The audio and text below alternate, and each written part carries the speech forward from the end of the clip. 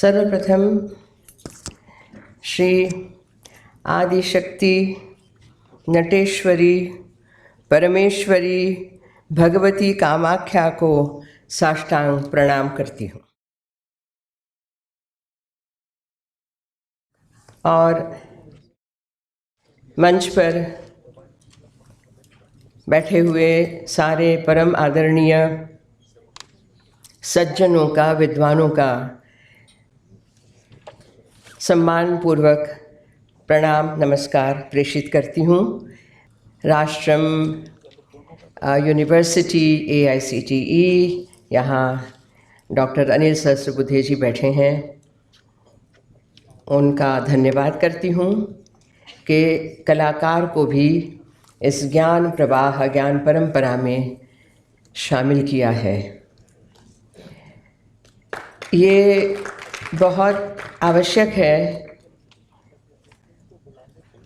75वें वर्ष में भारत की पॉलिटिकल आज़ादी, ये कहना आवश्यक इसलिए है, पॉलिटिकल आज़ादी 75 तो क्या 75,000 वर्षों से ऊपर भारतवर्ष यहाँ है लेकिन हमारा इतिहास कुछ इतना विचित्र तरीके से लिखा जाता है कि, और वो भी एक पाश्चात्य तरीके से, कि हमें बार बार अब याद कराना ही पड़ता है स्वयं को कि इंडिया ये हमारा नाम नहीं है। जिसकी बात आदरणीय डॉक्टर कपिल कपूर जी ने की, विखंडित भूमि और विखंडित चेतना, उस विखंडित चेतना का नाम इंडिया हो सकता है, लेकिन चेतनामयी माता भारत भूमि का नाम भारत ही रहेगा। सनातन था, शाश्वत था, है, रहेगा। इसका एक कारण मैं बहुत जगह कह चुकी हूँ, फिर से दोहराने में कोई आपत्ति नहीं है, कि अभी श्री सरकार जी ने जो अद्भुत बातें गिनाई, बताई, व्याख्या की, उसमें कला का भी एक अंश उन्होंने लिया। वो आवश्यक इसलिए है कि मेरे अपने दृष्टिकोण से कला ही सर्वोपरि है। मैं बताती हूँ क्यों। भरतनाट्य शास्त्र का पहले अध्याय का श्लोक है, न तज्ज्ञानम न तत्शिल्पम न सा विद्या न सा कला ना सौ योगो न तत्कर्मम नाट्यस्मिन् यन्न दृश्यते। बहुत साधारण भाषा में नाट्य कला जो है, परफॉर्मिंग आर्ट्स, यहाँ पर भी कला में जो भेद है वो समझना आवश्यक है। चित्रकला है, स्थापत्य कला है, शिल्प कला है, बहुत सारी कलाएं, हैंडलूम, हैंडीक्राफ्ट सब हो रहा है, लेकिन जिनको हम दर्शन कलाएं कहते हैं, जिनका आप दर्शन कर सको, द 3 डायमेंशनल परफॉर्मिंग आर्ट्स, वो अपने आप में एक अद्भुत चीज़ है भारत भूमि में। और मैं विश्व के 90 देशों में भ्रमण कर चुकी हूँ, कई देशों में 4, 5, 10 अवसर से ज़्यादा, लेकिन भारत की कलाएं जो हम विद्या कहते हैं, देखिए विद्या और कला में फर्क नहीं है। विद से विद्या, जानना, समझना, आत्मसात करना, तो जो भारत भूमि की विद्या कलाएं हैं वो विश्व में नहीं है। ये हम गर्वपूर्वक डिक्लेयर कर सकते हैं, क्योंकि भारत, भाव राग ताल, भारत, भारत का प्राण है ये, बाकी भूमि शरीर है, लेकिन प्राण शक्ति जो है वो ये कलाएं हैं, ये विद्याएं हैं कि भाषा भले अलग हो, प्रांत प्रांत में और 10-10 कोस में भाषा बदलती है, लेकिन जो एक सुनहरी सूत्र है जो इस भूमि को आसेतु हिमालय और पूर्व से पश्चिम तक जो जोड़ता है, जिसने बांध के रखा है, वो है संस्कृति। भारतवर्ष की संस्कृति में भाषाएं, दर्शन यानी फिलॉसफी और उस दर्शन को साक्षात करने वाली कलाएं ये जुड़ी हुई हैं। क्यों नृत्य के हजारों प्रकार हैं, लोक संगीत हो, लोक नृत्य हो, जनजाति के संगीत नृत्य हो, शास्त्रीय भरतनाट्य शास्त्र पे आधारित नृत्य संगीत हो, नाट्य हो, नाटक हो, यहाँ तक कि भरतनाट्य शास्त्र में प्रेक्षागृह यानी ऑडिटोरियम कैसे बनाना चाहिए इसके बड़े लंबे विवरण हैं। गोल कहाँ होगा, अर्धगोल वर्तुलाकार कहाँ होगा, मंडलाकार कहाँ होगा, चौरस कहाँ होना चाहिए, त्रिकोण कहाँ होना चाहिए, यानी कुछ बाकी नहीं। वाद्यों के प्रकार, नृत्यों के प्रकार, अंग पूरा जो शरीर है जो आप लेके बैठे हैं। जैसे कहा गया कि मानव शरीर 84 लाख योनियों में एक बार मिलता है और उसको सार्थक करना ये हमारा काम है। पहले ही कीर्तन शब्दवाणी में कहा गया, सार्थक करने का क्या अर्थ होता है ये हम जानते तो हैं, लेकिन रोज़मर्रा की ज़िंदगी में उसको उतारना थोड़ा मुश्किल हो जाता है। क्यों होता है? क्योंकि फिर मैं आती हूँ कि जो अंग्रेज़ी राज हम पे थोप के गया, उस मानसिकता से हम छूट नहीं पाए हैं और नेशनल एजुकेशन पॉलिसी एक बहुत बड़ा भारी जाइगेंटिक कदम उठाया गया है। लेकिन हम सब की ये मनीषा है, हम सब की इच्छा है, मनोरथ है, हमारे स्वप्न हैं कि इसको जल्दी से जल्दी लागू किया जाए। कॉन्वेंट स्कूल में पढ़े हुए बच्चे, कई मेरे पास शिष्याएं आती हैं, पहले तो उनके माता पिता को ठीक करने में मुझे थोड़ा समय लगता है। उनकी मानसिकता पे ऐसे चूना चढ़ाया हुआ होता है, उसको धुलने में समय लगता है, उसके बाद उनको बातें समझ में आती हैं। तो कितना समय बर्बाद होता है। एक दूसरा कि यही हमारी पीढ़ियां आगे इन बातों को लेके जा रही हैं, लेकिन ज़्यादा से ज़्यादा मैंने देखा है अच्छे खाते पीते घरों के बच्चे तुरंत अमेरिका, तुरंत ऑस्ट्रेलिया, न्यूजीलैंड, यूके भाग जाते हैं।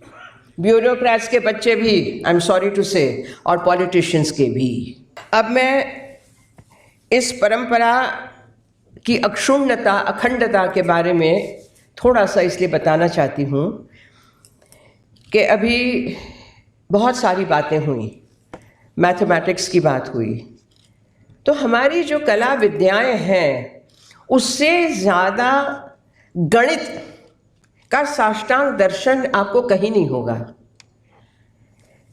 ताल प्रमाण, the system of rhythmic cycles 108 हैं, चाहे 11.5 मात्रा का ताल हो, चाहे 64 मात्रा का हो, चाहे 108 मात्रा का हो। How do you deal with them? आप उसको कैसे बजाएंगे, उस पर कैसे नृत्य करेंगे, उसके ऊपर कौन सी बंदिश गाएंगे, ध्रुपद गाएंगे, धमार गाएंगे, क्या गाएंगे, और वो कब तिहाई लेकर, 3 बार तिहाई लेके आप सम पे फाइनली आएंगे। सम बराबर, इक्वल, इक्वलाइजिंग मात्रा।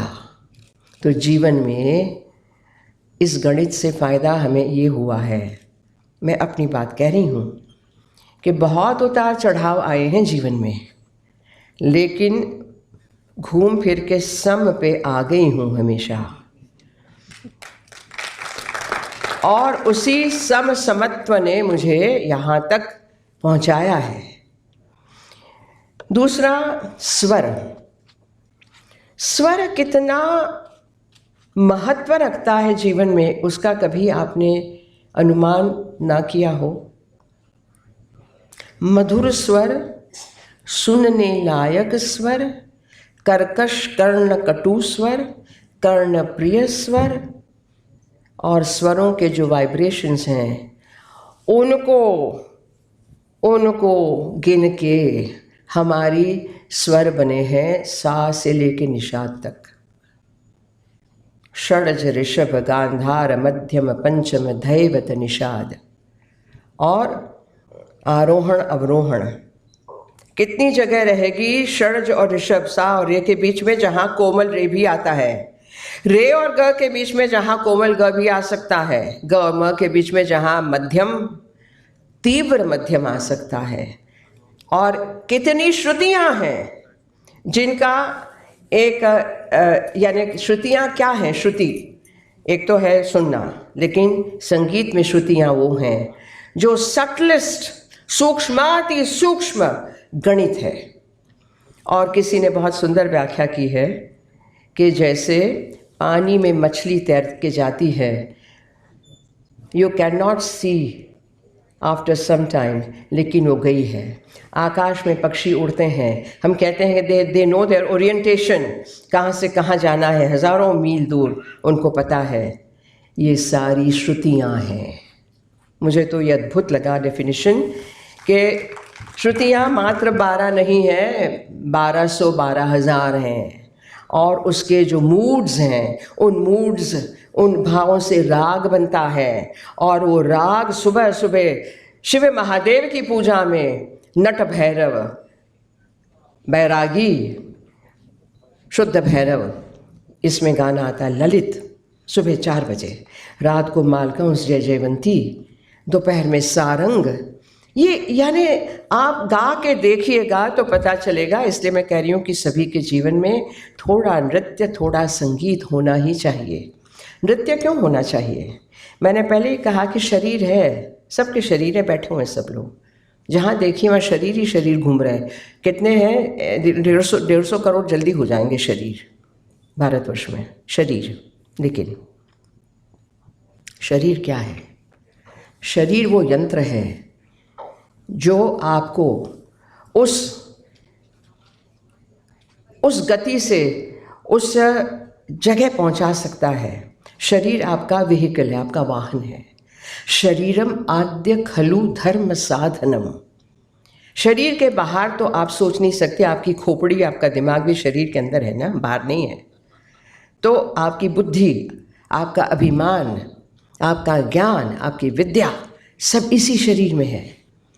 इस शरीर को संजो के रखना, स्वच्छ रखना, शुद्ध रखना, बलिष्ठ रखना, ये हमारा कर्तव्य है। कितने करते हैं? जबकि भारतीय नृत्य में ये ऑटोमेटिक है, बिकॉज इसी शरीर से हम नृत्य करते हैं, इसी शरीर से हम भाव दिखाते हैं, और इसी शरीर को लेकर हमारे मंदिर बने हुए हैं।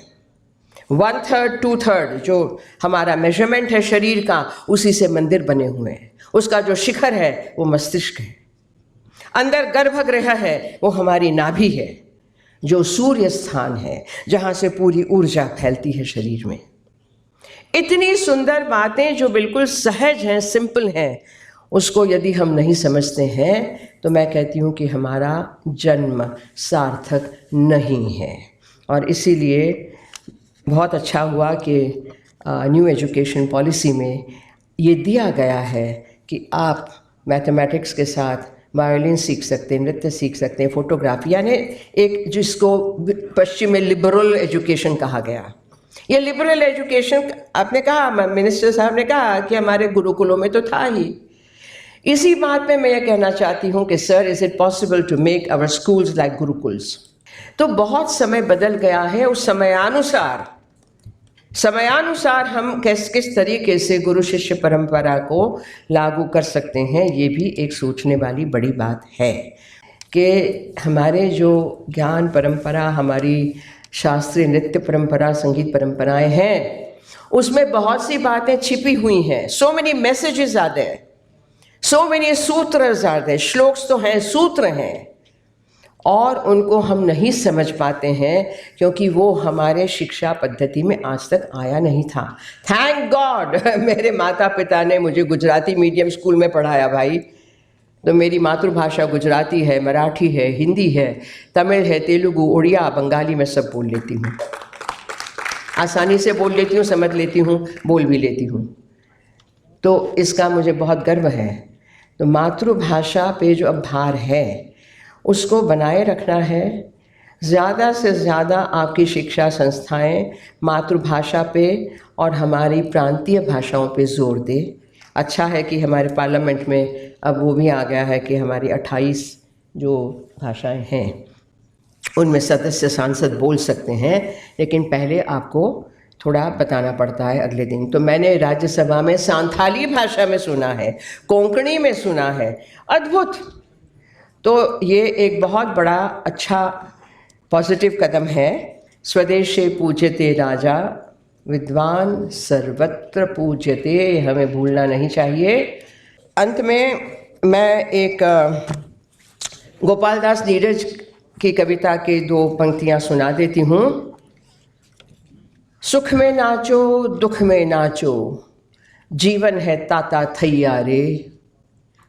सुख में नाचो दुख में नाचो, जीवन है ताता थैया रे। कौन रे नाचे जब उड़ जाए, सांस की सोन चिरैया रे। वंदे मातरम। धन्यवाद।